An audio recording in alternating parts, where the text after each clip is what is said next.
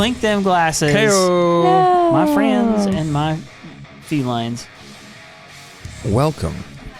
I don't have any felines, but I... Thank the Lord, because I wouldn't be able to breathe if you did. Okay. Beyond the basement in the morning. People, nights. animals, whoever it is that watches this show, welcome to Beyond the Basement. If you're a first-timer here, I would like you to get a name tag at the door, and we'll give you a round of applause later on. Yep, there it is. You did it. You did exactly what I thought you were going to do. Punch in the corner. Welcome to Beyond the Basement, the complete, always finished, nothing but perfect, mostly anime, but maybe perhaps someday other things, reaction/breakdown podcast.com. We're working on that name. Maybe we should come up with an acronym. It would basically just be We should come up with an acronym? A, B, C, D, E, F, G. Anyway. Yeah, we should. We'll come up with an acronym, and it'll be great. All right, welcome to the show. We're doing Demon Slayer right now, Avi, and we're on episode 3. Now, again, just so we're all on the same page here, I'm the only one who has not seen it. You haven't watched it in a year. I've not seen it at all. It's been a long time for me as well. Becca hasn't seen it either. So I totally forgot half of this episode. I was like, like genuinely surprised when I saw certain things because I forgot. I had watched, before we did the first 2 episodes of Demon Slayer, I'd watched like an episode and a half, right? And so I kind of knew some of what was coming, and this one I really didn't know. And I'll admit, so the ending got me. In fact, if you haven't already, so go to our YouTube channel, youtube.com, just go search Beyond the Basement. We're there. We have all of our reactions to the episodes. I feel like this one might be worth watching. Our reactions are up there? Yes. Oh, most of them. Yeah. Listen, sometimes we have issues. And by we, I mean I have issues. He's prophesying They're to coming. the future. Subscribe so you get them all. Yes, but they're all awesome. Gotta I'll tell you catch that. 'em all. Anyway, this one's going to be, I think it's going to be kind of hilarious. I'm actually excited to go back and review it because I don't think about the fact I'm on camera. As soon as we do like a little intro, and then I just start watching the show and I kind of forget sometimes. That's what we love about manga and about anime. Like, you get lost in it and you stop thinking about everything else and you can just escape to that reality, and that's why we love these shows. Yes. As a side note, in terms of YouTube, I still am working on a couple of like extra special content video type things. One of them is about Willie Tiber and whether or not is he a villain? Is he the greatest Pokemon? Is he the greatest Pokemon? Anyway, Was he a good person? Was he a good guy? Was he a bad guy? Did he do a good thing? Some like essay style videos I think that we want to try. Okay, so I have a couple essays, but they usually hang out around South Central. Yeah. Wow. I made up a anime joke. You want to hear? Yeah, let's hear it. Right. Oh man.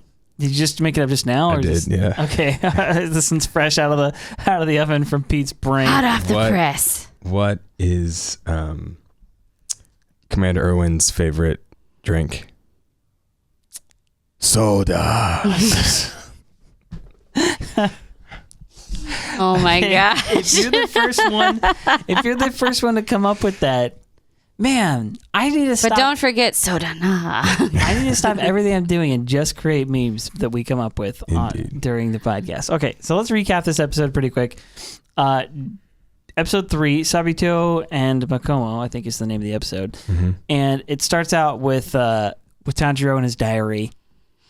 It's a journal, Eric. It's his diary. It's a journal. And you can't read it. He's writing his journal, and we learn a little bit about the history of the Demon Slayer Corps. Urokodaki's kind of explaining both the Demon Slayer Corps. They've been around. They have hundreds of members, been around since ancient times. He explains a little bit about the demons themselves and so on. It's more of a review. We've actually heard most of that. He says, I literally train swordsmen, and he explains that he himself is...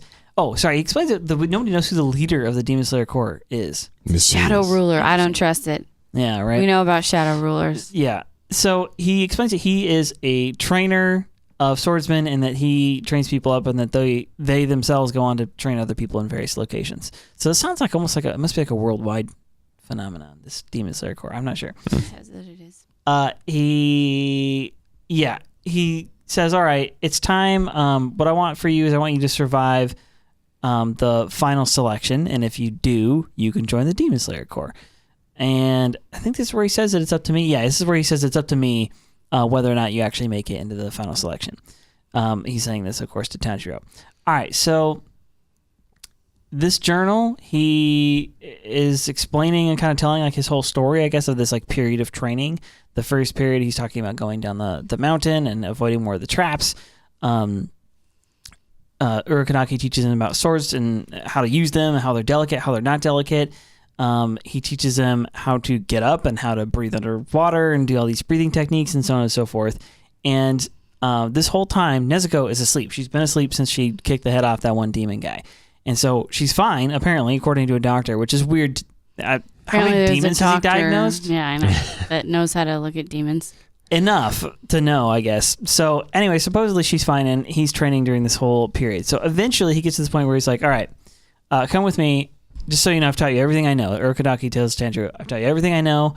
And in order for you to make it to the final selection, you're going to have to slice this boulder. And he's like, with a sword? Like, what do you mean? It's a metaphorical thing. And we get this kind of passage of time. This is very much like the Rocky training episode. He's like, oh, well, this up to this point, it's already been, I think a year or 6 months or something like that. It's been a year. He spends another 6 months training and reviewing and discussing, going over everything he knows, but he can't cut this. He can't cut this boulder. So he one day runs into this mysterious man with the fox mask, and it's Sabito, and they apparently get in swords fights every day. But Sabito doesn't. He uses a wooden sword, and he handily beats Tanjiro the whole time.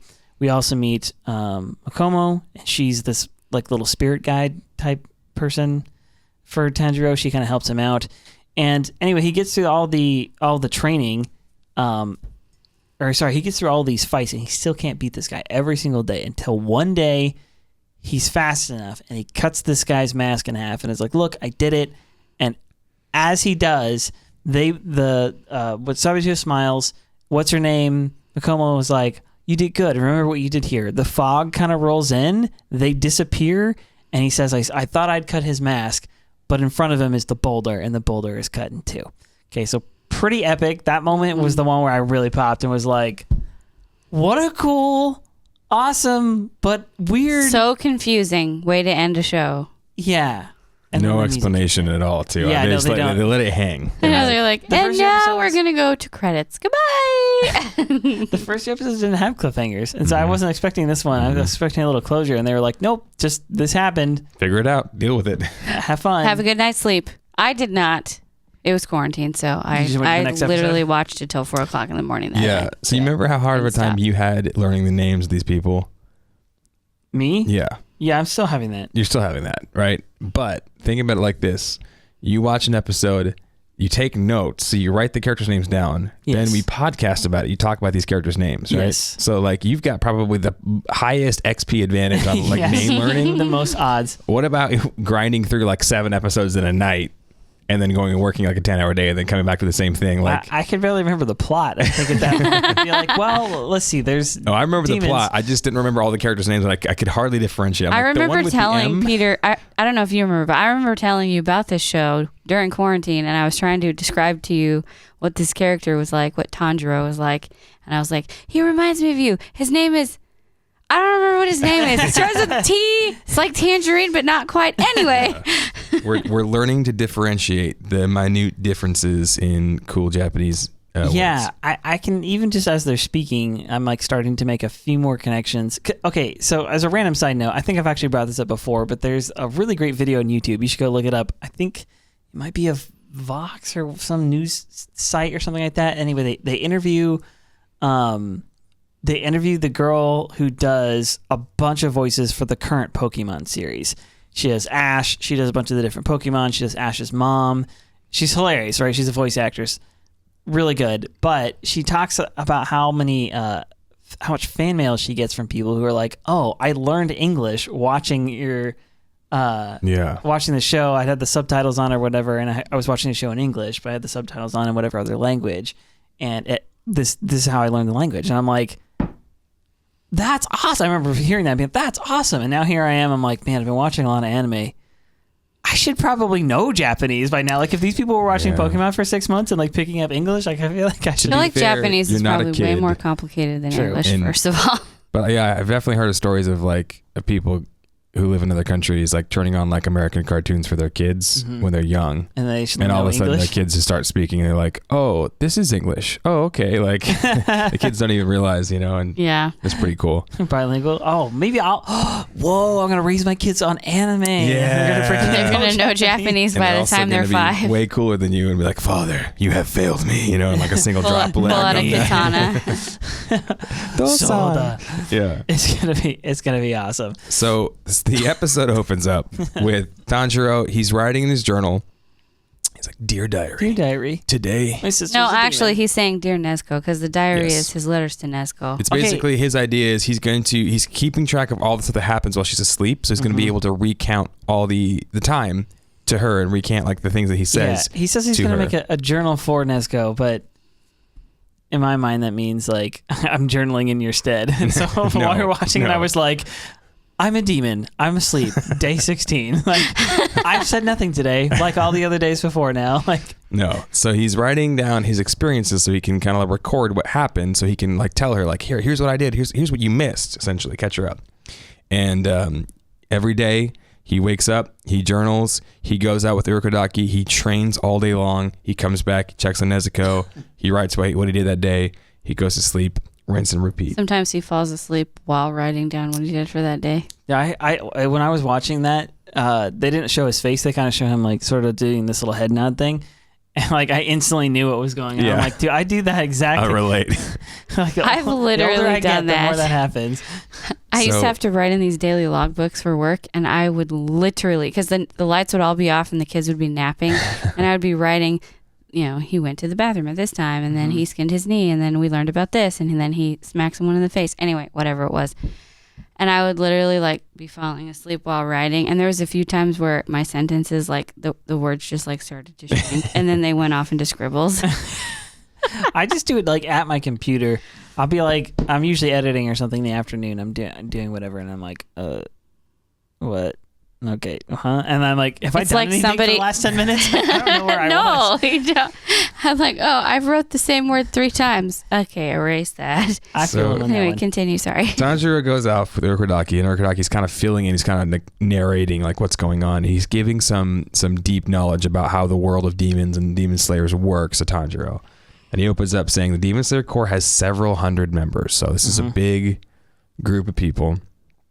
It's a shadow organization, right? It's not recognized by the government. So it's Praise basically God. By any governments. it's just like a hidden, like, this is kind of what people do. Nobody really knows about it, right? Already we're into some good stuff. Uh-huh. Then he says, we've existed from ancient times, slaying demons and fighting demons.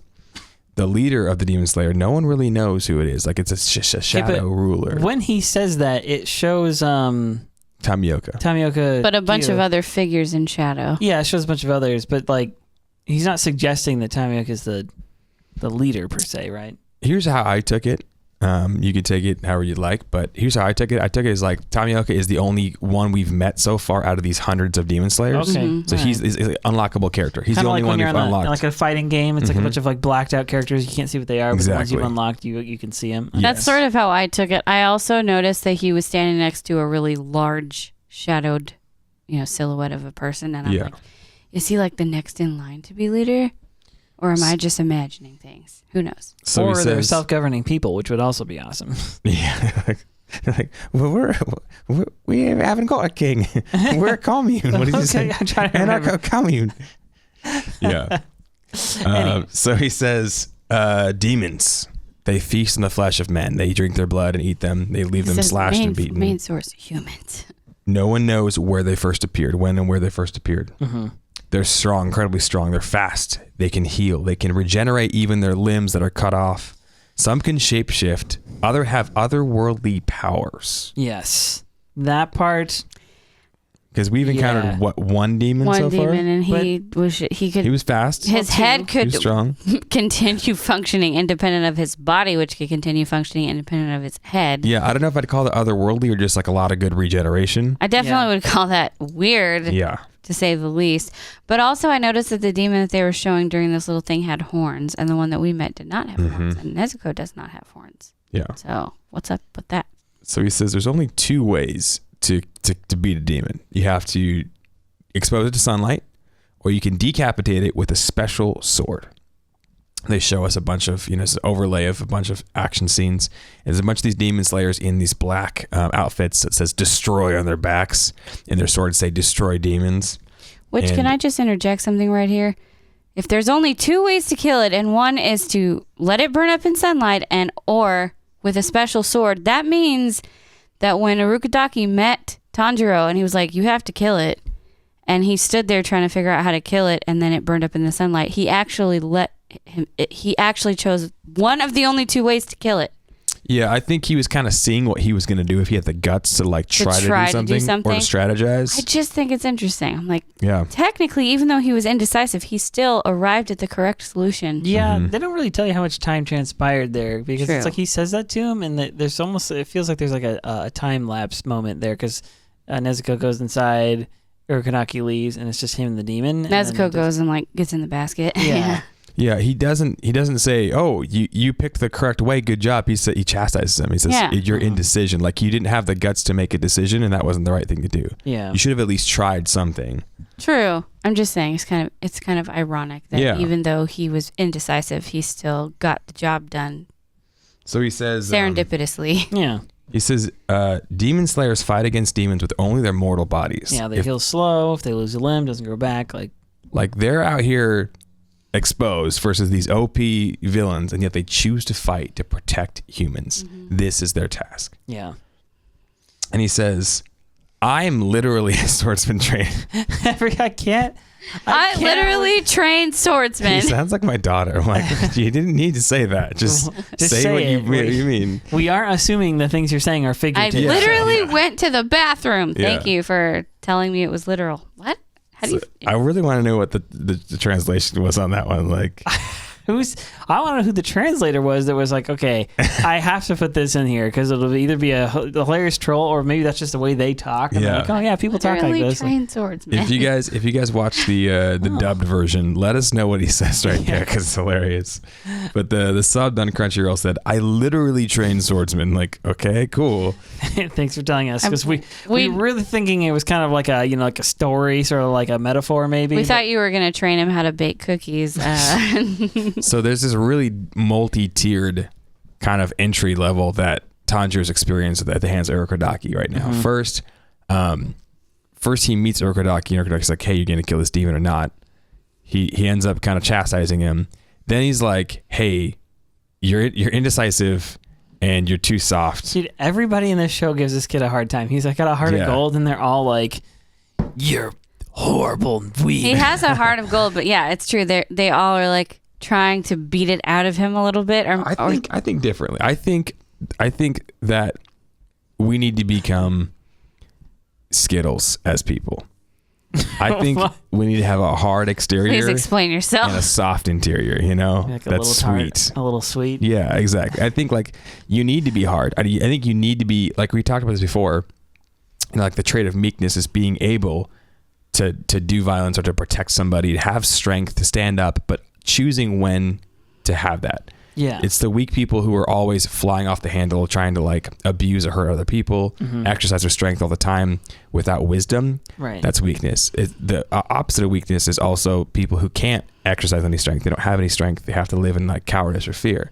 True strength is having the wherewithal to be able to make wise decisions, to protect people, to stand up and to do good things, but also being able to choose when, having a sheathed sword and being like, no, I'm not going to exercise my strength here. I'm going to wait. And so I think what they're kind of saying is, look, kid, you've got a soft like heart, and you've got a great thing, like a great personality, and you're kind and you're empathetic, but you need to toughen up if you're going to be a demon slayer. If you're going to actually pursue like to protect your sister, you have to get tough. And so they're trying to harden his exterior. I don't think they want to harden his interior. They just want to make him being able to make decisions quickly. Yeah.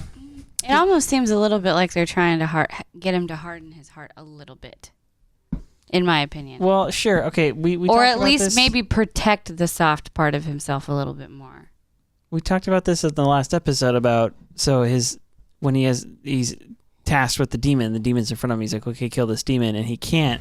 It's because he has a misplaced sense of mercy in that moment, right? Like he's so on the side, his personality wise and just the way he's wired, he's so far on the side of compassion. Everybody deserves a chance. Like we talked about how, like, morally speaking, that is not correct, right? There are in fact bad people. They are not going to turn from their ways, no matter how nice you are to them, no matter how much love or kindness they're shown. Like there are the the Hitlers or whatever of the world. There are going to be which as a softie, you have to harden your heart a little bit to do the right thing. That's kind of what I'm saying. Like if you've ever watched, like there's a lot of good kind of old Americana like novels and movies and stuff like that where they have this moment. I'm trying to think of a good example where like the dog breaks its leg and it's not going to, or a horse or something. Old Yeller. Yeah, sure. Old Yeller. And it's just like, it's kind of tragic, but there's this moment where you have to deal with it, right? You have to deal with the fact that you do have to kill this animal, that killing it is actually the more compassionate thing to do. We talked about your deer story and it's like the true definition of love. People use this word love like, oh, love is only kindness. No, that's a weak. You should say kindness. That's what kindness is. Only politeness. Well, it's not that either. No, sometimes telling the truth feels rude to somebody who doesn't want to hear it. Yes, but love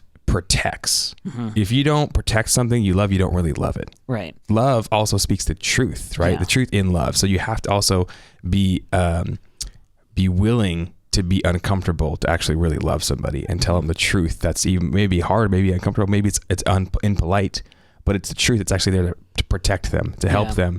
Love is the highest, wanting the highest good for somebody, regardless of your own perspective, right? Mm-hmm. That's true love. And so if you really love that animal, well, you don't want to hurt it. That's impolite. That's rude. Or, it's not kind. But no, it's like, that's actually a really loving thing to do, is to put this animal down if it's hurting, if it's suffering. Yeah. And it's the same thing we do in life. Like if he really loves Nezuko, you're going to protect Nezuko.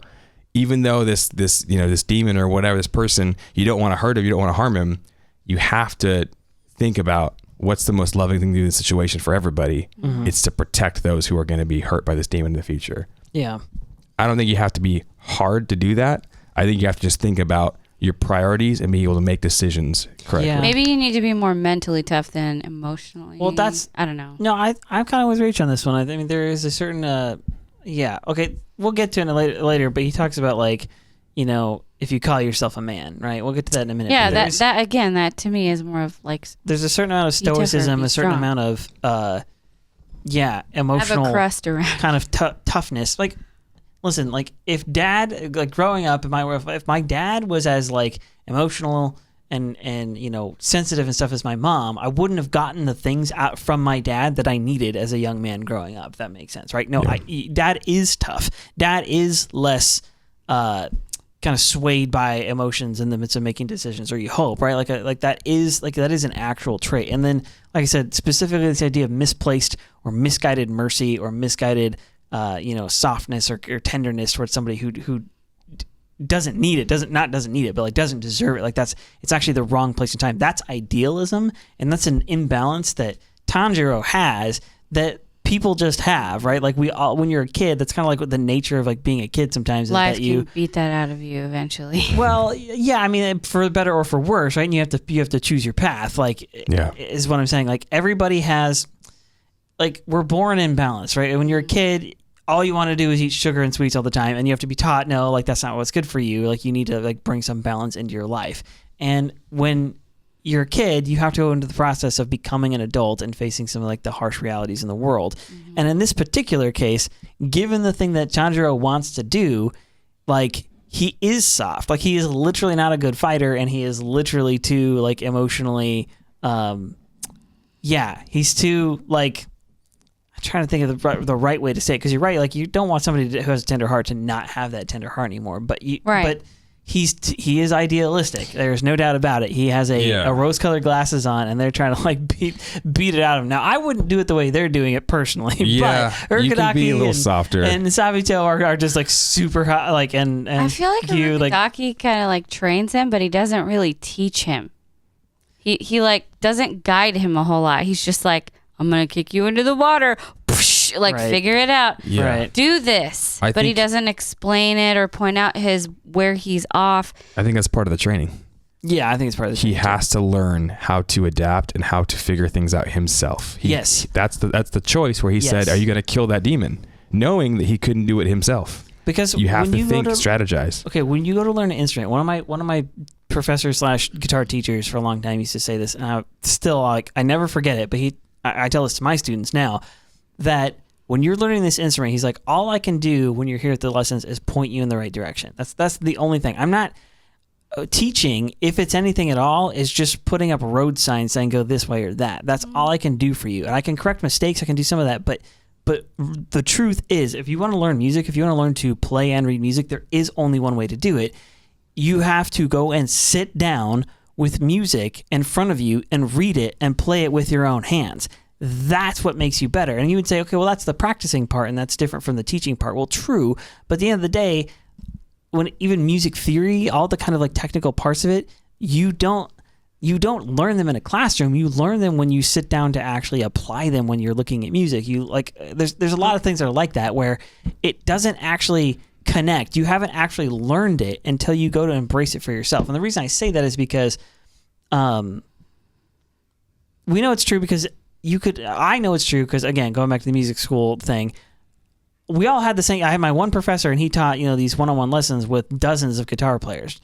Some of us took it seriously and learned and went home with it and taught ourselves, continued to teach ourselves when the teacher's not sitting there in front of you.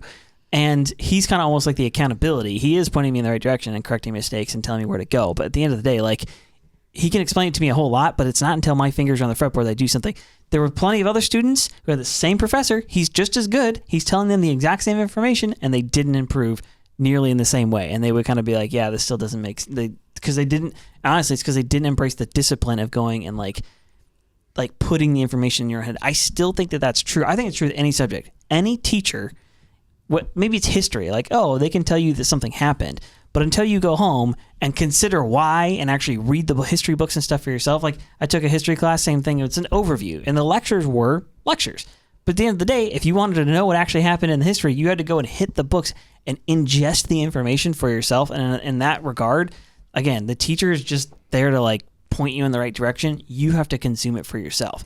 So true. But what my point was, which is not, I don't think you kind of got what I was saying. Urokodaki, to me, is a half-hearted teacher. He's not training him wholeheartedly because later he doesn't believe in him. Gets shown by someone else who actually points out his weaknesses and helps guide him and teaches him where to put his fingers on the string, so to speak, so that he can practice and actually get better. And in only 6 months, he improves a heck of a lot. That's true. He trained with Urokodaki for a year and he still sucked that much, which tells me if you're training someone and you're teaching them everything you know, and after a year, they're still that weak. I see what you're saying. That's not a good teacher. That's someone who actually doesn't fully want to teach you what they're teaching you. Unless you could make the argument that Urokodaki's teaching was not technique. Well, he did teach him techniques. Yeah. It was not mostly about technique. It was mostly about perseverance. Perhaps. Someone who's as dedicated as Tanjiro is, he's trying so hard. Yeah. He's literally giving motivated. it everything he can until his skin is coming off of his hands. And I feel like Urokodaki is just kind of like not really into it. And part of the reason why... He's very distant, I'll say that. He is. He's super distant. Also, like when he teaches him the breathing technique, he just says, breathe, fill up your whole lungs, and then immediately punches him in the stomach. And I'm like, bro... You got to explain a little bit more. Well, like what she does later. She actually explains what he's supposed to be doing so he can he still doesn't get it. To be fair. But he's able to actually unlock those techniques after she kind of points him, guides him. Urokodaki's just kind of giving him information like a book and then walking off. That's not what a teacher is supposed to do. To be fair. They're supposed to tell you what to read and then show you how to apply that knowledge. Yeah. We don't see all of his teaching. True. We see a episode, and not even an episode, a third of an episode of a montage of a year. So who knows how long he spent actually working with him on the breathing techniques. He tells him he spends a year and every single day he does something with Urokodaki. Yeah. We don't know how detailed he was, but I think that what you're saying about, it takes him a year and he still sucks. I don't think he sucks. He doesn't suck. I think totally. he would kick the crap out of himself a year beforehand. Yeah, he even says as much. I think all of these techniques are so different and so new. It takes a long time to get good at them. Yeah. And so it takes him a year to grasp the basics. then you have these two characters to come and take him from the basics to the next level. And that's why I think Urokodaki left him there. Maybe, but I just think they were both trained by Urokodaki and they're so much better than him. Yeah, why?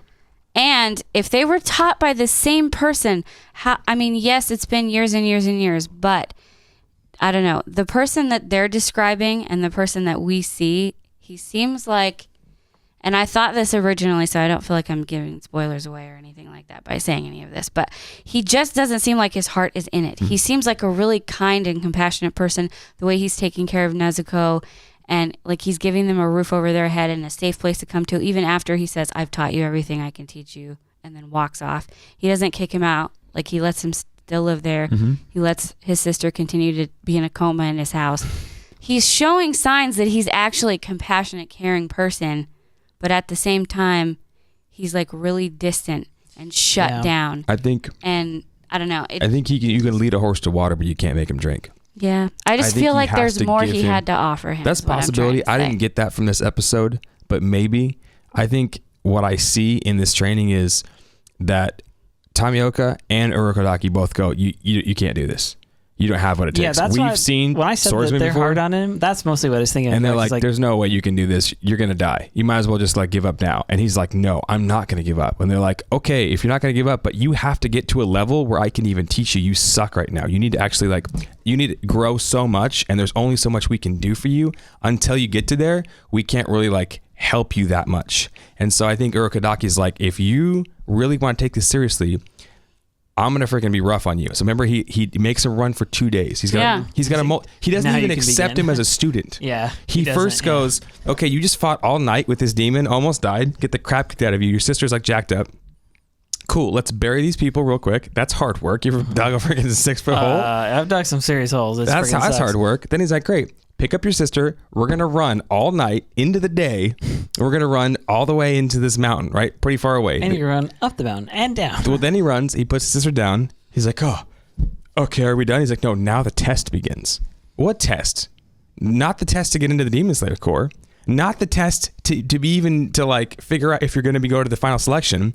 The test to see if Urokodaki's even going to try to train you. Yeah. So it's like, he's like, what? He's like, I don't even trust that you could even do any of this. Let's even see where you're at. Let's see where your perseverance, your heart, see where your head's at. So he's like, okay, now I'm going to take you all the way up this hill, run down before sunrise, and let's see if you make it. And he does. He astounds Tomioka with the strategy trick and the fact he's willing to risk his life. He astounds Urokodaki with his perseverance and his awesome nose, and the fact he's like, no, I'm about this, dude. I'll do whatever it takes. And Urokodaki's like, he keeps surprising them, which is why we love him. He's this underdog.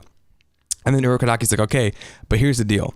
It's unloving to not prepare somebody for the reality of the world.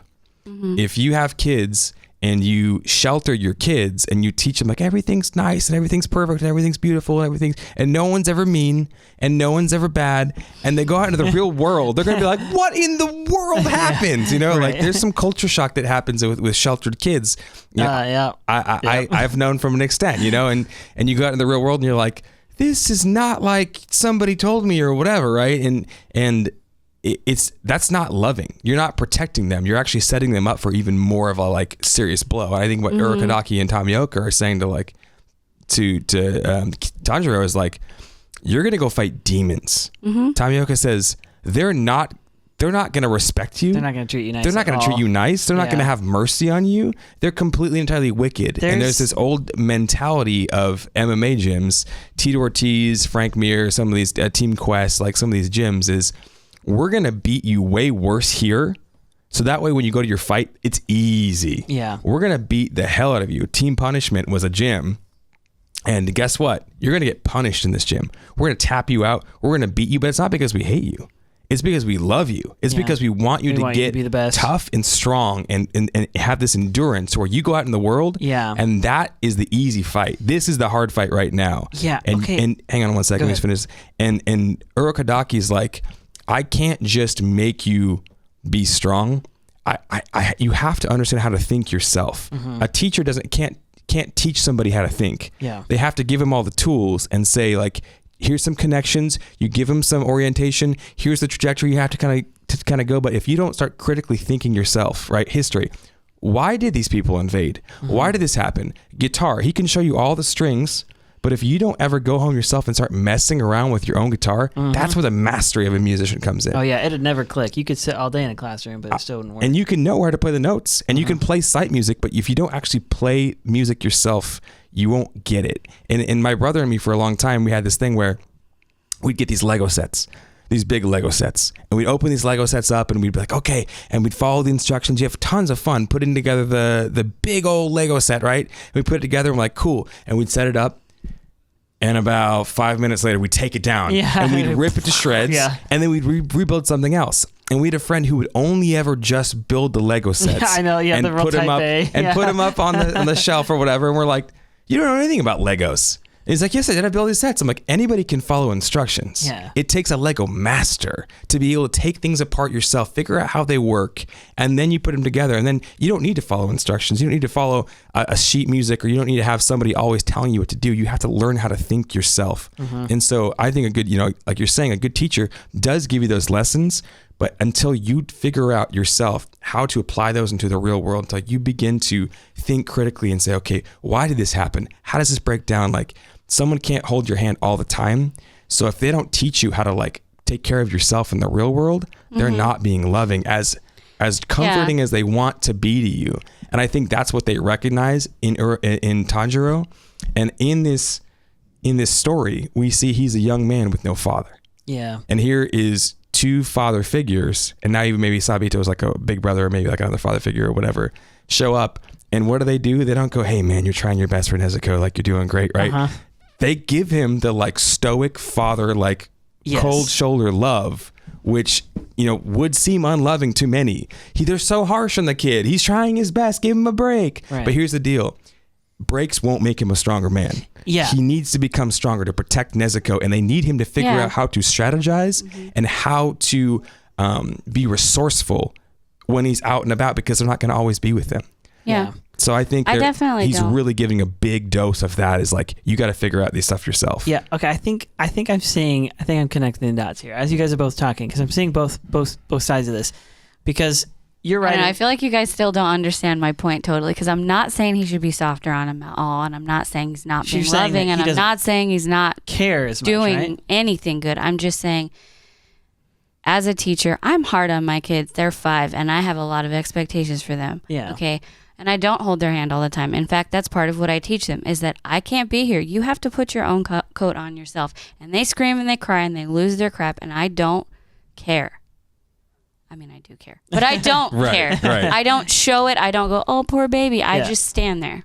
And in doing that, you're actually teaching them something. Crying isn't going to make your coat magically zip itself up, and I'm not going to do it for you no matter how loud you scream at me. You can actually do this. And then I walk away. And parents have told me, not now because coronavirus, but before, they'd be like, you're really tough. Yeah, but that's because I know they can do it. And if I do it for them, they don't learn anything. But what I'm trying to say is that I think Urokodaki could be a much better teacher and a much bigger influence, and that Tanjiro could improve faster and be better faster if he was just a tiny bit more involved. He had more guidance. Just a little bit. Not a lot, but just a little bit. Because obviously he's got to go kill demons. Yeah. Like, he has to be tough as nails, and he has to understand that nobody's going to rescue him. He's going to be in situations where he's going to be all by himself, and there won't be anybody else stronger than him there. He's got to be the strongest. But I don't know. I feel like Urokodaki, and I did the first time through too, he's sad.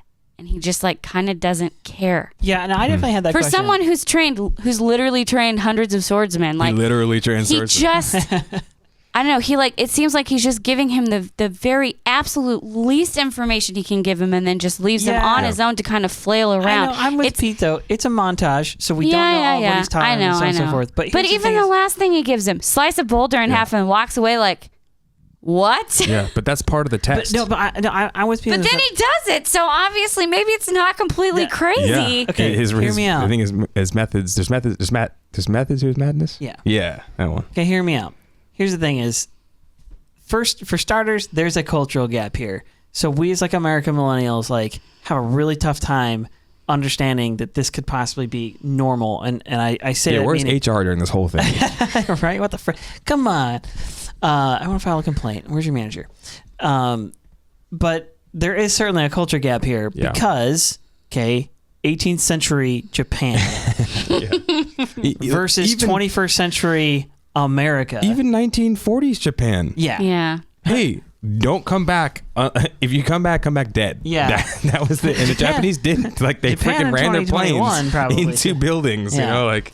It's a culture is a totally different mindset. There's a totally different way of thinking and looking at things. Okay. And so I'm going to use a college word, but from a pedagogical, that's what I'm trying to say, pedagogical standpoint. The word of the day I understand that, like, what you're talking about, like the method of the teaching, because back to the instrument thing. I literally teach guitar. He does. I do, not figuratively, not metaphorically. I literally. Teach metaphorically teach guitar. Right, and you wouldn't be like, pick that up and play a G chord, and then just walk off. Or would you be like, how can you make this sound, and you play it, and then he's got to figure out how to see what your chords are, and he's got to figure out. But there's a balance to it, right? Like if I just hand you everything, and that's what you're saying is like, okay, you don't think he's giving him enough specific instruction, and so on and so forth. Now, and yet Tanjiro's still getting better. Yes. So from that standpoint, I see what you're saying, but that's not what the show is, and that's not Urokodaki's character, and that's not the time period, and more specifically. And I don't mean that I'm not trying to sound sexist at all here. I'm trying to explain the gap. It is not his gender. And I mean that in the most, like, this episode is about one thing. Is Tanjiro, you're a boy, it's time to become a man. So you mentioned this a second ago, he doesn't have a dad. We've been over that. Okay, that's an interesting point. He does have a lot of younger siblings that he wants to look after, or did. Rip. Sorry, kids. But he has Nezuko, right? And he has this incredible, like, challenge in front of him. The thing that Urokodaki is doing for him and the way that he's treating him is as a Japanese man would treat and teach a young boy. And that the lesson is not mostly about the technique, and it is not mostly about these, like, specific applications of this, that, or the other. Yes, listen, if we're in academia, that would be the thing that matters. But the lesson is self-reliance, okay? And in our culture now, that has gone, like, we're just so soft. Like, honestly, life is just so easy. Like, even if you don't have a lot of money, like, there's just no comparison. Being poor in 2021 in most of the Western world versus being poor in India. Any other decade, actually. Like rewind. Just my grandmother grew up in the Depression and the 30s. Again, still in America. There's my grandfather as well. Like, my grandpa used to joke. He's like, we were so poor. We were so poor. We didn't even know it. Like, we played with dirt. We like poverty, but real poverty, like real challenge, like real, like, you know, like generations of us have went through so much more, and they lived in a world where if you in the world we live in now, if you don't rise to the challenge, somebody leaves you a mean comment on Instagram, and that's the worst part of your day. Oh my God. You're defeated by the fact that girl, you know, criticized your nails or something like that, or you got pulled over today. Police officer actually gave you a ticket. Like, that's like the worst thing that happens to most people. It drives me nuts. But, like, that isn't the world that's not 18th century Japan, right? And that's not the setting world of the show. The majority of humans have ever lived in. Yeah, that's not most people live in a world where if you don't rise to the challenge, you don't eat today. You know, like, if you don't rise to the challenge, you die on the battlefield. And that is just a totally, totally different mindset where the idea is ownership. And so if I had to, and I'm with you, like, I would like to see him teach him more technique or whatever. Definitely a balance. Because he's like, is this right? Wrong. Is this right? Wrong. And he's like, doesn't go on. Like, no, do it this way. Yeah, what the Twist right your thing wrist a little bit. Like, nothing. He just, no, you're wrong. And that's it. The end. Yes. But here's what I'm saying is his rough approach where you're like, oh, he just punches him in the stomach. Like, that's dumb or whatever. That kind of roughness it's not dumb. It's funny. is something like, so, all right, I'm kind of going through the episode a little bit here. You see him. He's learning to avoid the traps, and he says it become more difficult. And he says, I think he may really want to kill me. This is something that soldiers say after having gone through boot camp. And if they didn't think that, if that thought didn't cross their mind at some point going through boot camp, you weren't doing it right. Because that kind of fear and that kind of intensity, like you're saying, like that is what's waiting for you. That's what's waiting for Tanjiro wanting to be a demon slayer and worse, right? Because they are they are going to be supernaturally hard on you. So he says, I swing my sword every day until my arms fall off. And then Urokodaki shows up and he's like, 500 more, right? He demands more of him. So he is teaching him about the swords. He says swords break easily, the vertical, which I actually really like this part because I think there's some, that sounds more or less true. Some actual science. Think about it. Right? About the swords. You've got a long blade right here, right? And say your long blade, you're holding it like this. If you hit it right in the middle there, I mean, it's just the way that physics work. You hit a long thing in the middle, that's where the weak point is. The blade can break easily. So you don't ever want to hit it on its side. He's saying the edge geometry of a blade is, it's larger at the top and it comes down to a point to become very sharp, right? And if you watch like blacksmithing, you see kind of how they work their edge geometry. Oh yeah, you've watched a bunch of that Forged in Fire show. Yeah. So then they harden certain parts of it, so it's softer in certain parts and harder in certain parts to be able to actually cut well. And so if you swing a sword with the edge down, that's the strongest part of it. It has to be able to absorb the most. But if you swing it at its side, that's how you break a blade, right? And so he's saying his swipes have to be precise. His swings have to be with the force of the blade all along the ridge to be able to get the strength of it to not break it. Yeah. And Urokodaki, again, with this like uber strong he's training, very tough. He tells him if you break the sword, I'll break your bones. Which I actually appreciate that. Like, okay, good for you. You're teaching him to be tough. Like, I don't have a problem with that. So here's the next one. He says, today I did nothing but fall, and I had to practice getting up. Yeah. Okay, again, the lesson here is not, okay, you need to practice not falling. The lesson here is you're gonna fall. You need to practice getting up and changing your position pretty quickly. He talks about that. Okay, this is actually my favorite part. He says, I'm going to teach you these different breathing forms. I'm going to teach you total concentration breathing, which seriously sounds like those long YouTube ads that pop up. Like, let me tell you about the greatest technique I found. Total concentration. You're going to get all the girls. I used to be a slob up until I found this one weird trick. Yeah. Total concentration breathing. It's exactly right. So he says, I'm going to teach you these water breathing forms. These long breaths, they're going to provide you energy. They're going to, put energy in your spirit. And then that's where he like hits him in the stomach. That's where you get this montage. He's like this, like this, like this. He's like, no, wrong. And then he freaking hits him again. He goes, he just yells at me a lot for not bracing my stomach. And then he does this where he kicks him in the waterfall.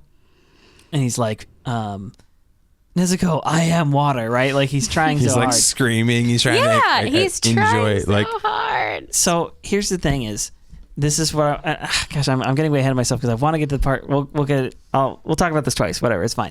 But here's the thing: he's trying so hard. As a girl, you need that to be affirmed. You need to hear those words. You're doing a good job. Congratulations.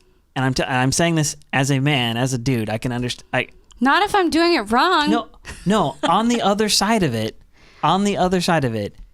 as a man.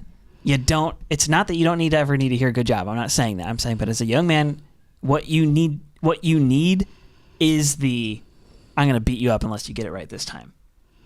There are times when that is the thing you need. And I'm saying that because, again, in our world is very feminized in the modern era where we just think, no, you should always say good job. That's a better motivator. Anger is a really great motivator sometimes. No, this isn't anger. Or this maybe anger. frustration. Because you're thinking about this through your feelings. This is not about feelings. Someone saying that to me, like, I'm going to kill you if you don't get it right, that would make me mad and be like, I'm going to do it this time. And they would be wrong to teach it to you that way. They would be wrong to do it to you that way. Okay, so there's this really cool book on leadership. What the heck is it called? It's super interesting. I've read these bits of it. I've been meaning to sit down and just go through the whole thing. If I can think of it, I'll let you know. And it's a cool book. It's about leadership. And it's this guy. He's one of the winningest sports coaches at the college level that there ever was. But he has taught both men and women's teams.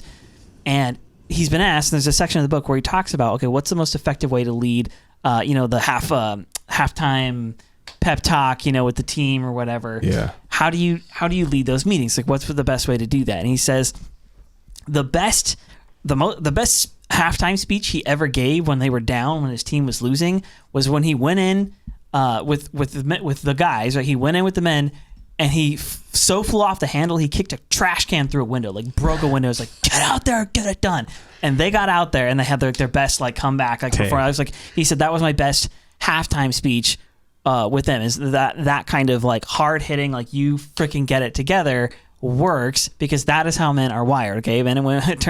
Weirdly enough, they're actually different. Turns out, he coached men and women. So he gives his example. He says, for women, the best I ever did and the best way to do this for them, women are just naturally much more self-critical than men. Men, we're Neanderthals. We're just like, you know, women are more thoughtful, right? They're intensely self-critical. He says, with women, I go into the locker room and he says, I just go in there and go, not say anything for a second, look around and go, what do you think? And they'd be like, oh, I think we did this and we probably did this or whatever. And like the self like awareness and the critical thinking is already happening. He just needs to let it happen. To say it. Yeah, he doesn't need to say much. If he got in there and kicked a trash can in front of the girls, they would freak out and like file a lawsuit or something. You know what I mean? You're right. Their reaction would be completely different. Specifically when it comes to this like combat, like life and death, but a lot of things in general. Boys and girls do not respond the same to the same kind of teaching. You have to teach a boy in a different way that you teach a girl. And for men, we need stuff that's physical and we need stuff that's hard. And for women, we need stuff that is thoughtful and you need stuff that is loving and gentle. Like it's just, and it's not that men don't need any of that. I'm just saying. Yeah, it's not saying we don't need affirmation. We're way on the one side and women are way on the other side, and we all need a little bit of both, right? You can, you know, as a girl, you need a little butt kicking here and there, but not nearly in the same way the guy needs a serious butt kicking sometimes. And there's outliers and everything. You know, sometimes it's the guy that needs more affirmation. Sometimes it's the girl that needs more butt kicking. But I gotta say, like from a personal experience, there's been jobs that I've been on where I have like a supervisor and they're like the technician and I'm just kind of supporting them. Mm-hmm. And I love that. Cause I just check out. I just kind of think about cool things. What am I getting for lunch or whatever? Right. And I just support and I just kind of like do the physical grunt work or whatever. Yeah. And it takes zero of my like mental efforts and I'm not stressing out at all. It's easy. Yeah. And then you just follow along. And then there's jobs leadership. When I got put as the site super, and I'm like, you're on this job. Oh no, Make everything's sure it gets done. Really stressful. It's all on me, and I better have been freaking paying attention to what the last guy was doing because now it's on me. And I'm like, man, I wish I would have paid attention more. And Tanjiro, luckily, is like keeping a journal. You know, like I wish I would do that sometimes because all of a sudden, it's all on me to be able to get this thing right, and it's I can't rely on somebody else to be like, here's what you got to do, here's what you got to do, here's what you got to do, here's what you got to do. I have to be self-reliant enough to think critically about what I'm doing, to be able to think and say, okay, I know this is the right way to do it, but I've never seen it in this situation. How can I fix this? How can I engineer this? How can I build this? How can I... And so learning that self-reliance, even though I've had a guy who's a technician who I can rely on, lean on, that's easy. The hard part is being like, you go do it. Yeah. I'm not going to help you. You go figure it out. And it's so hard and so stressful and I freaking hate it. But when I do it and I figure it out, dude, the confidence that comes with that, and it's a life skill that I would never give up for anything. Yeah, now that I'm like learned to be more self-reliant in those type of situations, I'm like, this is priceless. Yeah, and now you can take care of your family, and now you have confidence to go.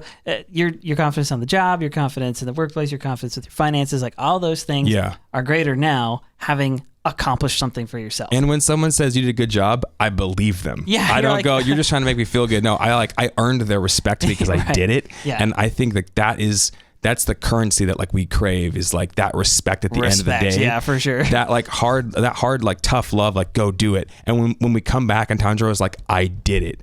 Like that is the satisfaction. Like that's the growth. That's what he needs from a father figure, especially. And we'll see how his relationship goes with Urokodaki, you know, in future episodes. We hope he gets that confirmation eventually. He gets that, like, you've done well, like my son or my student or whatever, because that's gonna like make him into that, like, this super strong man.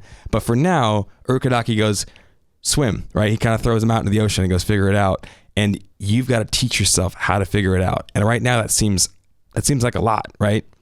As he's going down, we see that there's been multiple tiers application for his like entry level. The first one is, hey, you know, fight these demons. The second one is be able to fight what's his name, Tomioka, and earn his respect. The third one is, okay, run all the way back to, you know, Mount Sajiri. Okay, now run up this mountain. Okay, now come back. Mm-hmm. Now the fourth one is, he goes, okay, train with me for a year. Do all these tough things, harden your body, harden your mind, figure out how to do it yourself, right? Now he goes through all this training. He's swinging his sword 1,000 times, you know, till his arms want to fall off. He's figuring out traps. He's getting Japanese, stronger. Like, train hard. He's getting stronger. He's getting stronger. He's getting stronger. He's learning to fall, right? And then he learns this like breathing technique. After all of these things he's learned over a year, his concern for Nezuko, his toughness on his body. It's been a hard season. After he learns those things, the next test comes. And none of these tests have gotten him into the Demon Slayer Corps. This test is even to determine if you can even take the entry test to become a Demon Slayer. Gosh, right? There's like so many tiers that they're not being easy on him because they're like, look, you're not ready, kid. If only that kind of devotion was still required of us somewhere. Okay, can I just say this? This anime is extremely popular, and this theme that you're hitting on right now in anime is extremely like. This is something that resonates with people when they watch anime, which is rising to the challenge, like rising above the haters and the doubters, rising above your own weaknesses, like tapping into that true passion within and finding in yourself that when it's all stacked against you, but you can actually overcome, right? There's this sense of overcoming. Like that's a pretty aspirational thing. We don't see that in Western like movies and media and stuff much anymore. There's not those characters. Like everybody's just a freaking blowhard drug dealer anti-hero that just does nothing and you're like, F you. Or they get some superpower. Yeah, exactly. And you're like, wait a second, you didn't do the hard work every day to like gain this strength or whatever. You just like got bit by a spider or you got steroids or whatever. Like, yeah, it was just like an accident. But not in anime. Not Tanjiro. Like this kid's got and that's what this episode is. I can tell. Like again, I don't know exactly where series is going, but I can tell like exactly like Tanjiro when he gets at the end of this thing. There's a level of devotion. Like okay. Nowadays, it's like, we're begging you, please join and do this thing. But like everywhere, like, please come and work at this job. Like, that's literally what's happening right now. Like, people are not going back to work. Another topic for another day.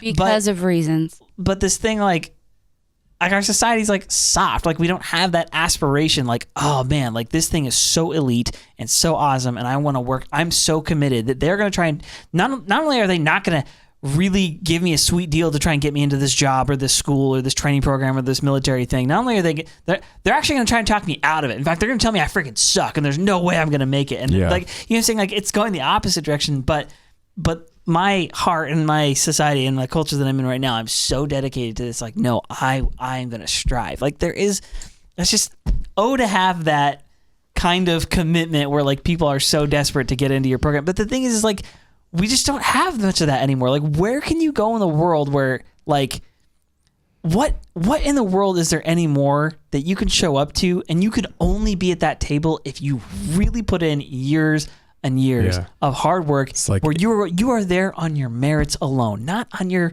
skin color, not on what how much money your parents had, not on whatever social media post you had that just like happened to do well that day. Like, but you're there because you worked your effing butt off against all the odds, and you're there because you're actually good at what you do. Like, you're actually the best. I just feel like there's like, sports. There's like a handful of things that are left that are like that, but like everything that used to be like elite or like awesome music, like really great like composers and stuff, or but I'm saying like that stuff just feels like it's like dead. Like we're like all these Ivy League schools and stuff even are like, we'll just whatever, you can just.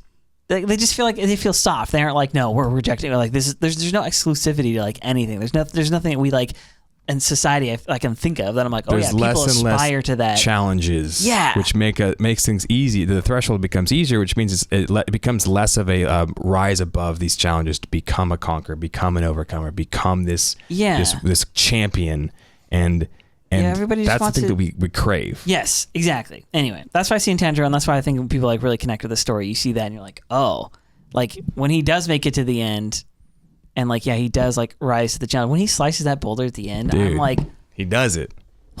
For 10 reasons. He catches Sabito. Like, yes, this guy who schooled him, right? Yeah.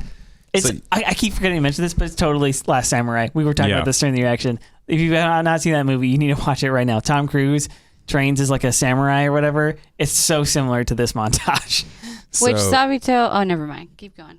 Go ahead. Oh, okay. I was gonna get us there. Yeah. His sword skills are improving. He's swinging his sword every day. His arms are getting incredibly tired. He's standing in the waterfall screaming. He's learning these like breathing forms. He's doing all these things, and then eventually Urokodaki's like, okay, like, you're ready for the next test. Not the test, but the next test to decide if you're even worthy to go to the next test. Can you even go to the final selection, and it's going to be up to me? And yeah. So then he takes him to this in the woods. Beautiful animation. Yep. Love to see it. He goes out there and he's like, okay, here's this boulder. I don't know why it has a rope with decorations on it. It seems like a very Japanese thing. They do that to shrines and sacred trees and stuff like that. That means it was a sacred rock, I think. Something.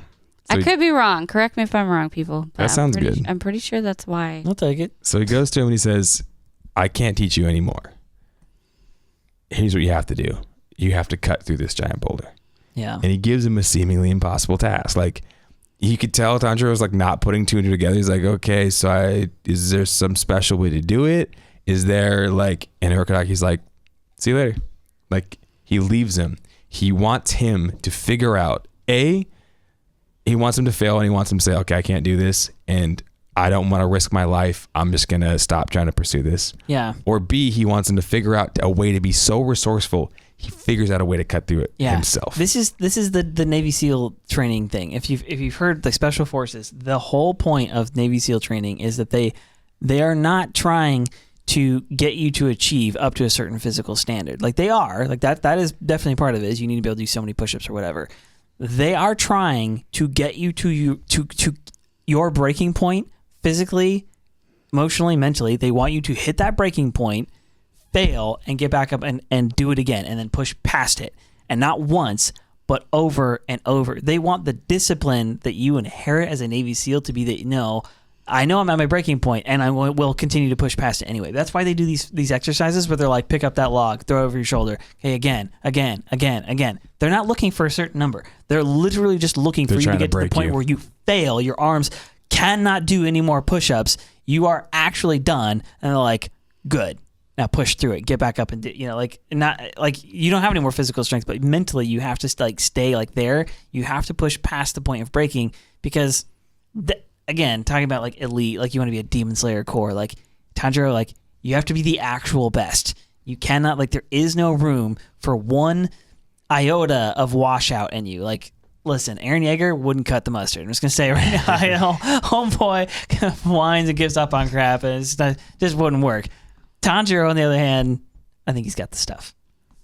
So he looks at this boulder, and he says, cut this boulder. I can't cut this boulder. With a sword? my sword will snap. Like, my sword will break. Urokodaki walks off. He wanders off into the fog. And he goes, okay, I guess I got to, like, figure it out. You know, he grips it, takes his stance, and he slams it. And this is, if you guys have ever had, like, something like this in your hand and slammed against something metal or something rock, it hurts really sucks. So bad. At work, we have these big crowbars or whatever. And I mean, there's a couple of times I've done this, but especially a big heavy metal object like that, if you hit it against another really solid object, they do it in the animation where it like jiggles him. He's like, like he does that. It's like that, but it just hurts. But it's just waves of pain in all your joints, like your wrist, your elbow, your shoulder. It sucks. It hurts so bad. But he doesn't give up. I think it's interesting that he never once questions, it seems to me, that the task he's been given is actually impossible. Yeah, you're right. He never says that. But he does say, I don't think I can do this. Yeah, he doesn't think he can do it, but he doesn't ever question whether or not someone could do it. Yeah. Mm-hmm. And he realizes Urokodaki gave it to him. It must be possible. Yeah. Okay, so then we finally get to meet Foxman right in this scene, right? Right before that. Well, he goes for another 6 months. Oh my! He tries every day to hit that boulder over and over and over and over. He's really glad he journaled because he took notes of all of what Urokodaki taught him, and Urokodaki doesn't teach him another thing after that day, right? So he's got to figure out himself how to be able to cut through this boulder. So he's practicing. He's getting stronger again. He's doing push-ups. He's doing sit-ups, flexibility. He's practicing the breathing techniques. The blisters on his hand. He's got these crazy blisters on his hand from hitting this thing again and again and again. But he's made no progress, it seems, for 6 months. Yeah. Am I hopeless? Is she gonna die? It's like one of those things when he's at the rock. He says both those. Then he comes to a breaking point, and he says, "Well, it does." There is also that moment where he is like. He says, I worry every single day if I'm going to wake up and you'll be dead today. And like that one for got a year and a half, he's been training. And the whole time, every single moment of every day he's been training. In the back of his head, he's like, am I going to go home and she's going to be dead? Is today going to be the day she's going to be dead? Yeah. Like the amount of crap going on in this guy's head. I think he's overthinking it because she's probably like insane. immortal, bro. Like, We don't Mostly. know. Just don't take her head off and don't let her see sunlight. He might be okay. Urokodaki calls the demon doctor and he's like, "Hey, I got this demon that's in a coma. she's not starting up anymore. I tried putting gasoline in. I tried giving her a couple. Yeah, it doesn't work. Yeah, spraying some starter fluid. And WD-40, nothing. Yeah. But the doctor's like, no, she's fine. You're like, okay, but she hasn't slept. She's been asleep for a year. Are you sure she's fine? How many demons have you diagnosed, Doc? Let me tell you. So he gets to his breaking point. He reaches a breaking point a little bit, and he says, "I can't do this. Yes, she's gonna die. Basically, I've got to train harder. Am I hopeless? Yeah. But am I hopeless?" And he's banging his head against this rock, and as he's doing that, we meet Sabito, a mysterious man in a fox mask with a scar on it. He's got the mask on. He's like, he looks up and he's surprised to see him on top of this rock, as if he came out of nowhere. He says he has no scent. He has no scent, which is why I think he isn't real. I don't think he's there. I think he's a spirit. I think they both are, but that's my take. I don't know yet. That's my guess. He has no scent, and he says to him, what are the first words he says to him? That's no way to, or a man wouldn't talk like, or what does he say? Shut up. Oh, he says shut up. That's the first thing. So if you wanted to... Okay, he's being tough on him. The whole thing you guys are talking about, yes. which I'm not saying is a bad thing, by the way. Yeah. Continue. Yeah, he pulls the old Levi on him. She comes in and he's like, shut up. Shut up, you damn brat. I'm going to kick you in the face. He says, bear it in silence. A man shouldn't whine incessantly. Yeah. Bear it in silence if you're a man, or if that's what you call yourself. Yeah. That line to me, I'm like, that's the whole episode. Say no more. Like, literally, he said it like before the rest of it even carried on. I was like, oh, that's what this episode is about. It's about a boy becoming a man under duress, like under the real circumstances that are in front of him. Which, are you gonna save your sister? Like, are you gonna be able to do any of this? If that's the case, you have to rise to the absolute like top. You have to become a man today. You can't be a boy anymore. Like, you have to actually grow up. And he says he is slow, weak, immature. Not exactly, or not what you would call a man. I'm like, what? He says it multiple times. Like that's why I'm like, oh, that's what this episode is about. Is because he keeps coming back to that, like, if you're a man. And again, this specific type, the way people, this kind of talking, this language, this attitude, this like man's man like stuff is almost just erased from our like modern like media and stories and culture and stuff. It's like drill sergeant, it's boxing coach, it's wrestling coach. It's like there's none of it. It's your grandpa. I mean, it was my grandpa. Like, get your hands in your pockets, get a haircut, go get a job. You know? But grandpa, how do I do it? Go get it done. Go figure it out. Go be resourceful. Go learn. Like, that's what a man does. A man, someone who's going to be an individual out in the world has to learn how to do these things. Yeah. There's been so many times in my life where I'll be like, oh, this thing happened. My friends are like, oh, that thing happened. Why? I'm like, yeah, nobody told me I had to do this or whatever. And like, that seemed like a very valid excuse at the time. Yeah, you're like, well, no one told me. And now I'm like, now it's not everybody else's job to tell you how to be an adult. Yep. Like, yes, your parents are supposed to shape you and grow you, and hopefully they're there for you. But also, part of you growing up to become an individual person in the world is figuring out how to think about those things yourself. You can't just go through life like, everyone's going to tell me everything I need to do forever. Guess what? The government doesn't tell you how to pay your taxes. They don't tell you how much you owe. Like, you have to go figure it out, right?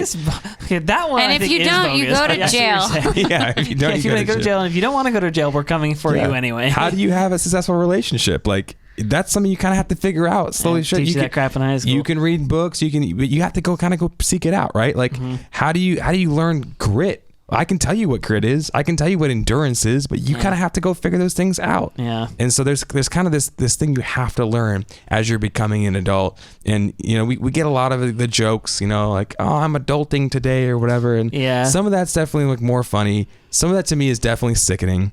I'm like, yo, you're doing the thing that all of our ancestors for thousands of years have done. Oh, good for you. Your grandparents died so you could adult. Breathe, Pete. Breathe. Total concentration breathe. What I appreciate about this, though, is that, yes, he is being tough on him, but he's also pointing out to him things that can motivate him to improve, like the fact that he's got the breathing technique, but his body has no idea what to do with it. Yeah. That's important information. Yeah. It's Well, like He's still not telling him how to do it. He's not holding his hand, but he's at least putting a flashlight on a problem. Yeah, he's like, you know the chords. You just don't know how to put them together yourself. You'd never messed around. It hasn't been beaten in your body. You have to actually do it. He says... you've memorized it as fact. Is that the one you... Yes. Yeah. Yes. Yeah. First he says, come at me. Stand up. Show me what you got. And he goes, oh, I have a real sword. You have a boken. You have a practice sword. And the fox guy just starts like diabolically evil I know, villain he's laughing. like cackling. As a like, side note here, is this voice actor the same as Aaron? It sounds like almost exactly the same guy as the voice very of Aaron similar. Nigger. Like, even the laugh, I was like, wait, what? Is this the same person? I could be wrong. Somebody find that out for me. So he goes, Evil laugh. You think you could hit me with that sword? Well, first he says, thanks for being concerned for me. Yeah. Which is another dig at his softness. He's like, you're too much of a softie. And then he says, try to hit me. Yeah, he says, but in order to actually cut me, you're assuming that you could actually hit me with that. Yeah. You're assuming you could injure me. I'm more powerful than you because I have sliced that boulder. And Tanjiro's like, oh, and he just starts like going off super fast. Sabito's like bouncing around, and it's like this blue streak, and it looks super cool in the animation. And Tanjiro's like, this guy's moving as fast as a demon. What even is this? Right? So he tries to like take a swing at him, and Sabito like just owns him on the ground, hits him super hard. And that's when he goes, you haven't mastered a single thing.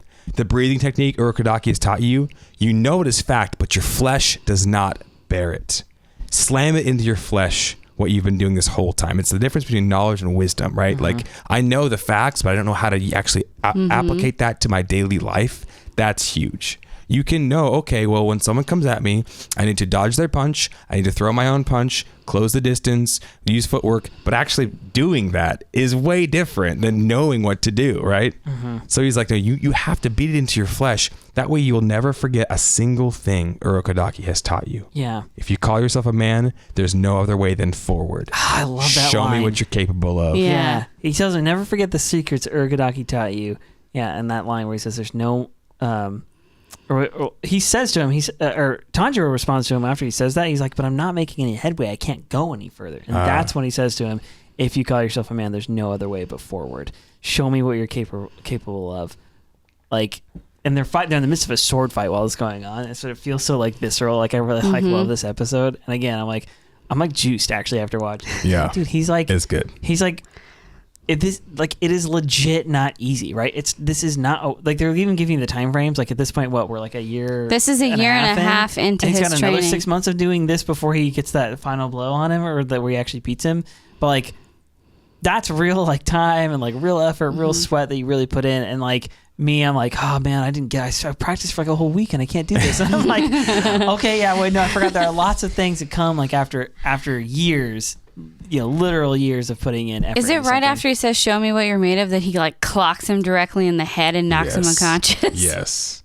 Yeah, So, there's kind of that thing where whenever you're fighting somebody or you're training with somebody, for something, there's this like aggregate median that happens where you start to kind of become as good as the people that you're training with or you're fighting with or whatever you're doing your activity with. Like if you're playing soccer with a bunch of really elite dudes, your level rises to them very quickly.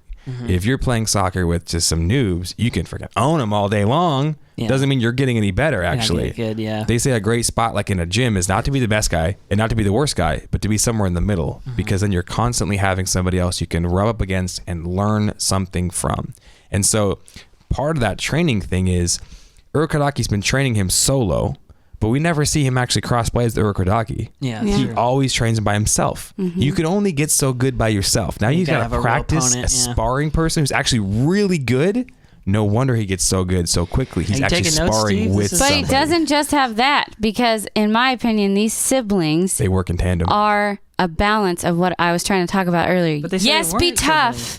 What? But they said they weren't siblings. They're not siblings. They're not siblings? No, but they were specifically says they orphans. aren't. They were just- They were Somehow raised by I read Urokodaki. that incorrectly. But I think I you're do right. that They're too, like a yin and a yang. They are like siblings, though. Okay, so maybe they're not siblings, but they looked similar-ish, kind of, in their masks and everything. But anyway, they were both raised by the same person and trained by the same person. Yeah.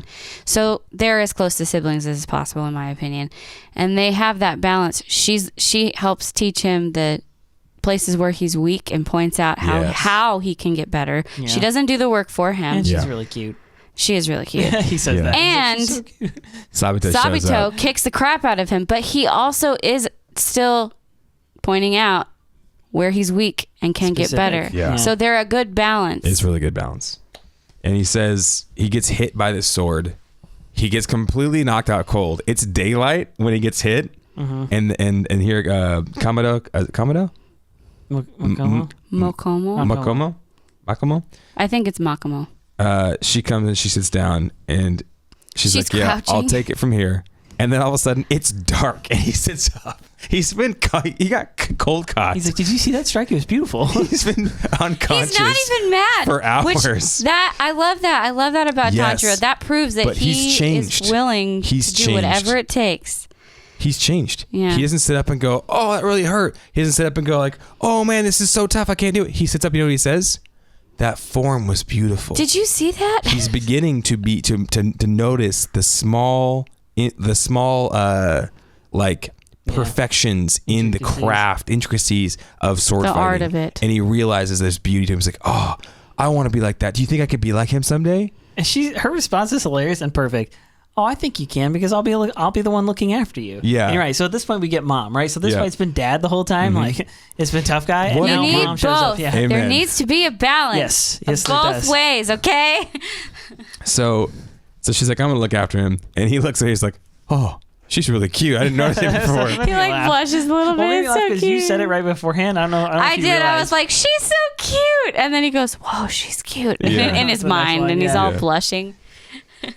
So Sabito is the boy and Makomo is the girl. Yeah. And they work She's hand very in hand. mysterious. It says she corrects his mistakes and habits, which is something you were talking about a second there. She gets real specific with She them. points out his bad habits and where he's weak and what he needs to improve. Yes. This is where she gives us the information. So she's putting the weird flower crown on her head and being odd. She also doesn't answer his questions directly. Yeah. She's got a little bit of a Yoda. She's vibe. very eccentric and ethereal. She says we love Urokodaki very much, and he's very special too. He's very special to us. And he says that's kind of like a catchphrase, or like a what does he call it? A phrase. Special saying that they said all the time. Well, yeah, she says all the time, which is interesting. And this is where she says they're not siblings, but they were both orphaned and then raised up by Urokodaki. And she said there's others beside us. So if they are spirits or whatever they are, there's more than just the two. What does she say about she says they're all watching him. Yes, those are always watching. We're always watching you, which is what makes me think that they're That's a little creepy. Dead. They're like ghosts or something like that. I don't know. He says she was a strange girl. She's talked in dreamy and abstract ways. She starts talking about. She goes into more detail about the total concentration breathing. Yeah, TCB. Let's go. She talks about the how you can become as strong as a demon. Your blood gets oxygenated. All this kind of stuff. And so I love this because this little him interacting with her and her kind of training with him is he says how do I do all this? How do I get all this to happen? And she just looks at him like that brief pause and goes, train to death. There's nothing else to do. Just die. Figure it out. Which, see, she's still being tough too, but just in a different way. Like how but it's that kind of ethic is I aspired to that. Just train to death. Oh, it didn't work out. You got to be harder than the world. Death. Yeah.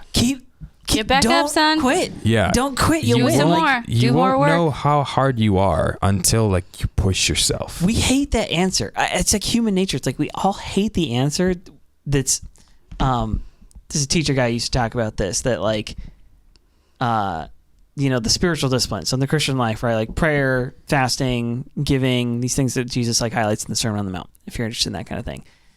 They're all very simple, right? It's extremely simple. Fasting, skip a meal. Just don't eat. Don't put the food in the mouth. That's right. What? Praying, giving money or whatever, doing these things, doing these spiritual disciplines, you do them. They are incredibly simple, right? And yet they're also very difficult to do. It's difficult to execute. It's difficult to part with your money sometimes when you're like, oh man, I need this. But it's a discipline. You have to kind of fight how you feel sometimes, and you follow through with it, and that's where you find freedom, right? It's a Jocko Willink or whatever. It's like discipline is freedom. Discipline is freedom, but it really is true, right? Like I feel lots better when I get enough sleep and don't stay up digging around the night before and like have my stuff ready for the next day. If I have a little bit of discipline, I am more free to do the things I want to do. Financially, it's true in like so many different areas. Okay, I immediately forgot where I was going with that. Train to death. Train to death. We hate the answer. We hate it when the answer to our problem, whatever the thing is to just keep doing what we're doing. Like, it's working, but we aren't seeing the results we want right now. Mm-hmm. What we want is a shortcut. It's been too much. Like, no, tell me there's a better way. Tell me there's a better technique. There's a secret strategy I just don't know about. That's what I'm not getting. Yes. Dude, that's me literally all the time, and I kind of hate that about myself a little bit. Dude, it happens to all of us. You know, the simple thing of practice with a metronome. I'm like, but it's so hard. I don't want to do it forever. Please, please. Is there a better way? Am I doing it wrong? And you're like, you're overthinking it. Shh. Just keep doing it. And I'm like, okay. It is the only way. And like the thing is that putting in those reps, putting in those hours, and just coming to that point where like like the Tanjiro just did. Like, I feel like giving up, and he's like, nope, don't. Just keep doing it. Just don't. Mm-hmm. Just stop quitting. Stop. Make your dreams come true. Do it. Just do it.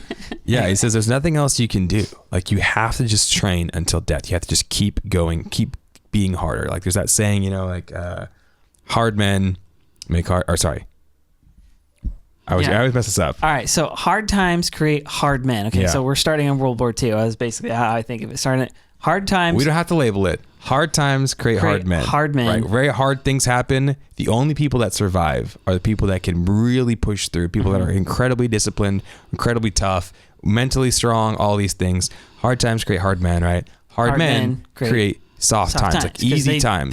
They overcome and they overpower and they beat the pandemic, conquer the world, they create infrastructure, they create jobs or whatever it is, right? The like individuals that are strong create better for everybody else. Tame the world, yeah. Then the world's tame, and that creates, there's no more challenges. They create soft times, and soft times create soft men. Right. So people that who grew up without any challenges, with everything is baby proofed, with there's no hard metal slides to slide down anymore, right? No one's telling you to rise to the occasion. Everybody holds your hand all the time. Yeah. So like, but that creates people who don't necessarily they're not required by the world to be inherently tough and hard and mentally strong and all these things. Yeah. It's something that you only will get if you make yourself pursue it when no one else is requiring of you. Yeah. And that's discipline. So that's what we're talking about, is like, how do you stop the soft or the weak men creating hard times? Yes. How do you stop that? Because we don't want to go into another world where we don't want to have a huge giant breakdown and see people dying left and right. How do we stop that? Well, when you are in good times, you choose of your own volition to make yourself strong, and to prepare for the next generation, to protect others, to rise up, to be a protector, a contributor, someone who can create good times for other people, but also you train others the same way. And here they're telling Tanjiro, like, you have this lofty goal to save your sister.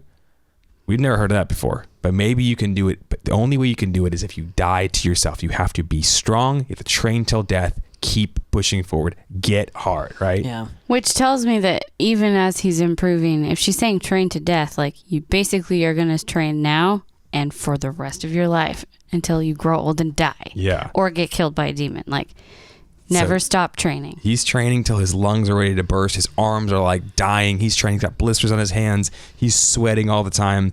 And he says that I've trained really hard, but I still can't beat Sabito until 6 months later. So now we're at 2 years, right? Mm-hmm. Yeah, I love the way it phrases it here too. Challenging him that day, he pulled out a real sword. Yeah. Now, it's like he knew he was ready. Listen to the difference of the interaction. First, Tanjiro's told, cut this boulder. His first response is, I can't do that. I'll break my sword. Uh-huh. His first response is doubt. His first response is, this is impossible. I don't know if I can do this. How can I even do this? He doesn't give up. That's his first response. That is his perspective. What's his perspective now? He's like this tough, grizzled kid. He's got long hair, right? They're showing us like the progression the time of growth. has gone by. This next line is And my favorite Sabito line. looks at him and says, "You have the look of a man." But even the way he said, "You have the look of a man," like there's like the tone in his voice. I'm that like, alone is worth 10,000 people telling you, "Hey, you're doing good job." Like to me, like that was someone being like, "Dude, you've got this." for right? sure. For sure. So then he says, Tanjiro, he's got a sword in his hand. He pulls his own sword out, and he doesn't say, "I don't know if I can do this. Guy's really hard. He's beat me every time." He doesn't say, "Oh, this is a challenge. I don't know." He says, "No, today's the day I win." He has this like confidence. He set his face like flint. Today like I to win. be able to accomplish this. He is like so determined. It's the Pilgrim's Progress. Put my name down on your list, sir. I'm going through. Like he is so determined. There's no failure in him anymore. And that's like when you become like an alpha of a sport, like, Conor McGregor or John Jones, one of these guys, you ask them like, "Hey, who's the best?" They're not like, "Oh, well, he's pretty good." And they're like, "I'm the best. Every day of the week, I'm the best." They have to have this crazy mentality of like, I'm going to win every single fight because they can have no mental wavering. And here Tanjiro is like, they've beat that out of him. He's like, "I'm going to win today." Maybe he does, maybe he doesn't, but he's got that like insane confidence. And guess what happens? He busts someone out in one fell swoop. He said it was over quickly. He gets this, and he gets it off and they both go really fast, but he gets it off way faster than Sabito. He says head-on combat is simple. This whoever's stronger and faster wins. Oh, he takes so that. good. You see him take that breath. He's doing TCB, and he says they both move really quickly. Yes, over an instant. But my blade reached him first. Or for the first time, my blade reached him first. Dude, it is so satisfying to watch. He cuts it, and the mask splits in two over Sabito's face. And we see him. he's quite handsome, even though he has that scar. He's like, "Oh, he's cute too." But the approving and then smile. He smiles. Yes. He smiled. He was happy, and he was also sad. Like, I've lost, but I'm actually more pumped. Like he doesn't. And the thing is that him not saying anything is better. The fact that Sabito doesn't say a word, he just gives him the like. You did it. I think he's like, he smiles because he's proud of him, and he's also probably a little sad because like, we're done now. But he says it was a relieved kind of smile. Like he was relieved. Why was he relieved? Because he's been training this kid, and this kid finally figured it out. He finally got it. He got him to the point he needed to get. And Tanjiro now has it within himself to be that self-reliant, and to be able to go and be trusted. And now he can go into the final selection test, which we don't know what it's like, but can you imagine what it's like? Oh, it's going to be tough.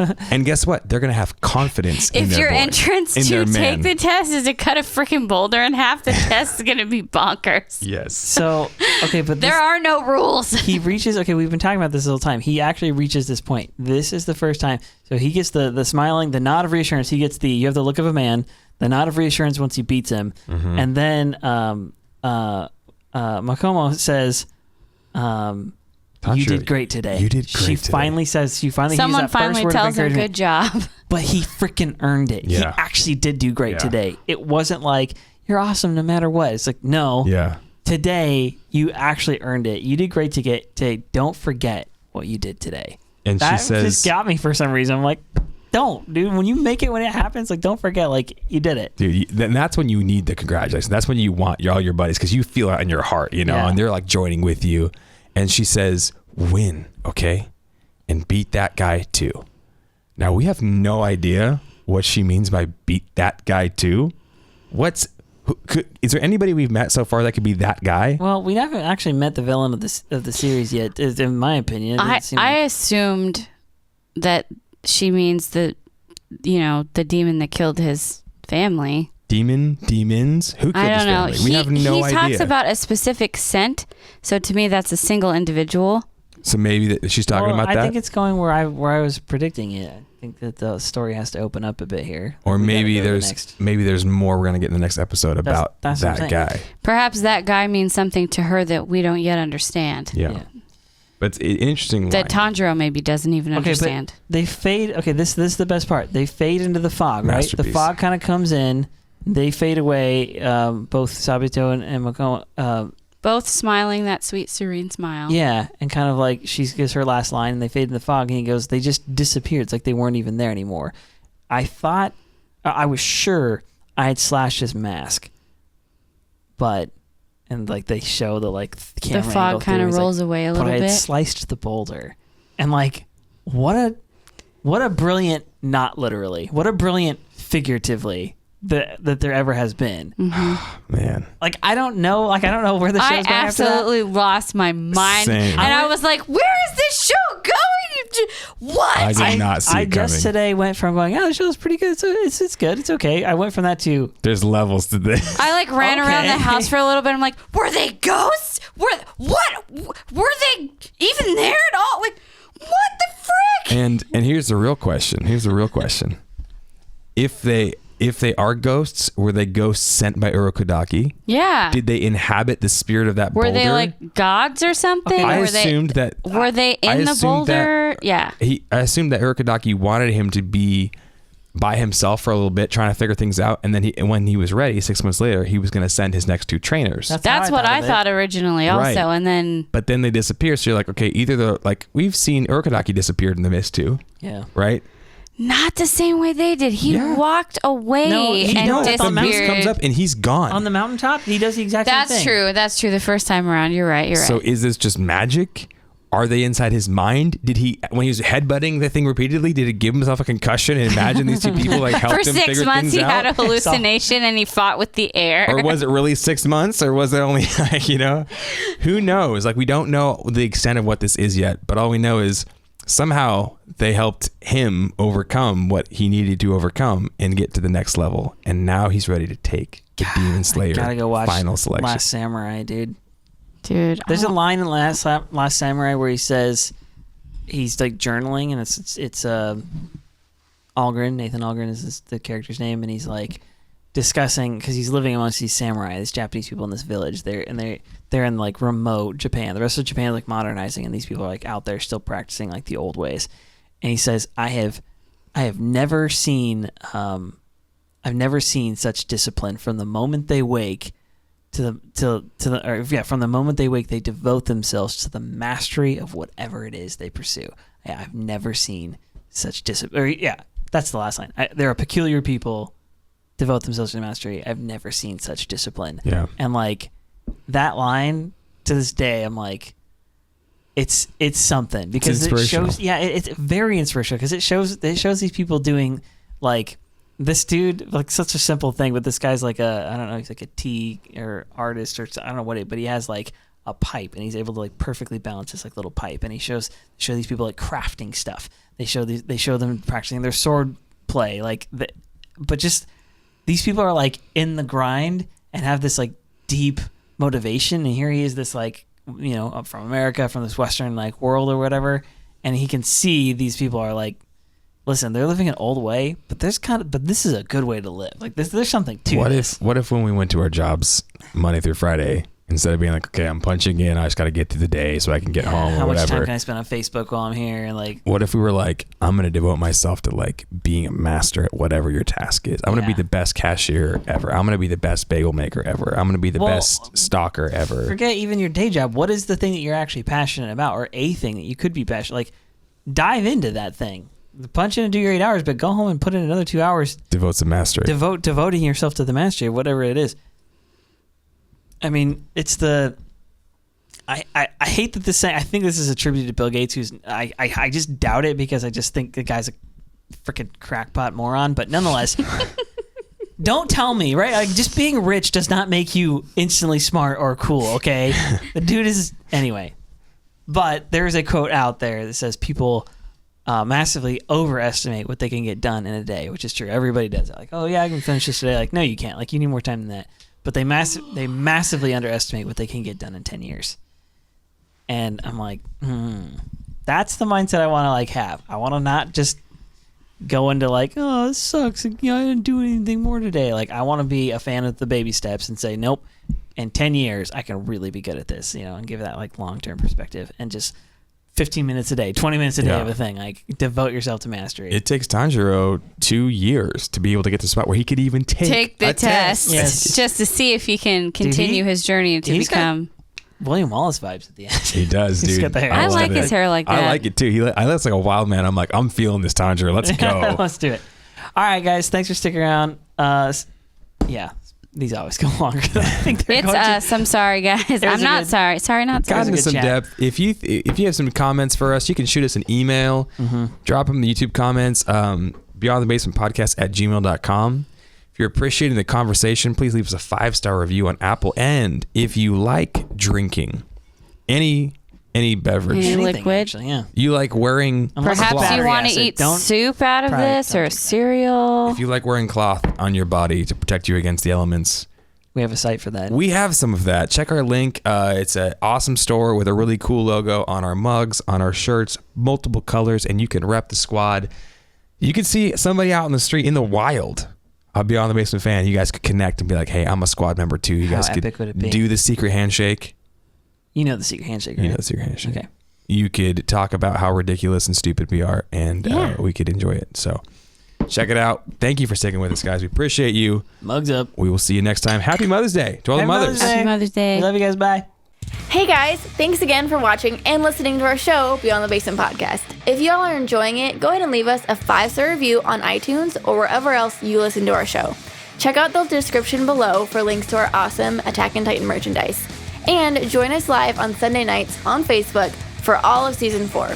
And some of our best content is on YouTube, including me, so go ahead and check that out.